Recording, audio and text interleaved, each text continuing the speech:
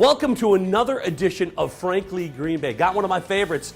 He is a public speaker. He's been in bands from the 60s until now. He's done everything. Ladies and gentlemen, Mr. Jim Morrison.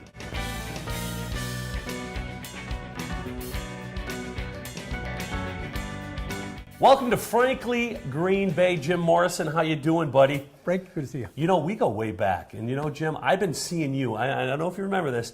I saw you play my mom's class reunion when I was a little younger. I must have been a little younger, too. You were. And let's talk about the famous band that you were in back then. Yeah, I'm very fortunate, Yes. Frank. I was a member of the original Centuries and the Second Century Band, and that band was around 38 years. And we started in the 60s. I was 4. How'd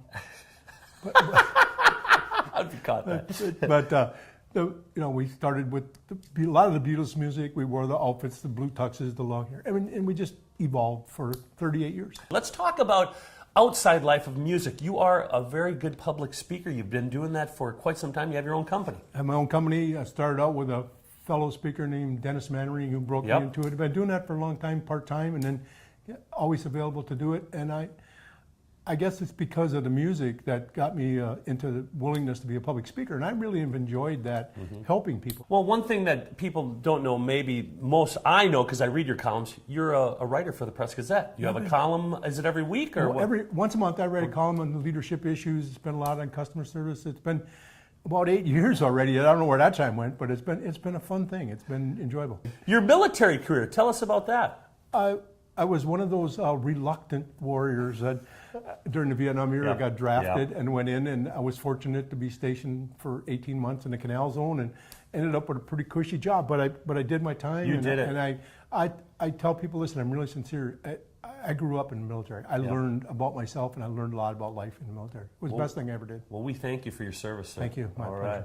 Well, that's fantastic. I just, it's like you're kind of a chameleon. You got all these different things you're doing. I'm still trying to figure out what I want to be when I grow up. You know what? Do you have dreams? I got to get a job someday? Someday. I might have to really go to work again. Let's talk about Two for the Show. That's the thing you got going on right now. I see you playing all over. Tell us a little bit about that. Yeah, Two for the Show is one of the 4 bands I happen to be in right now.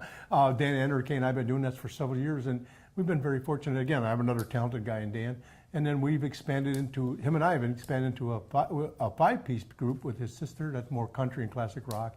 And then a couple other bands, the trio of classic rock and another group we put together. But Two for the Show has been a long-standing duo. For 2 people, we are able to play a lot of venues that big bands can't.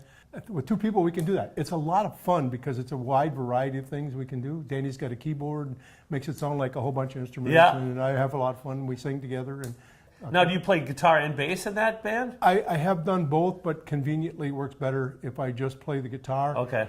If we ever have another person or something, I probably would go back to the bass because that's become my instrument of love.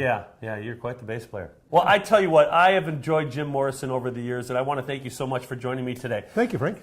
Join us next week as we bring you another creative person from northeastern Wisconsin.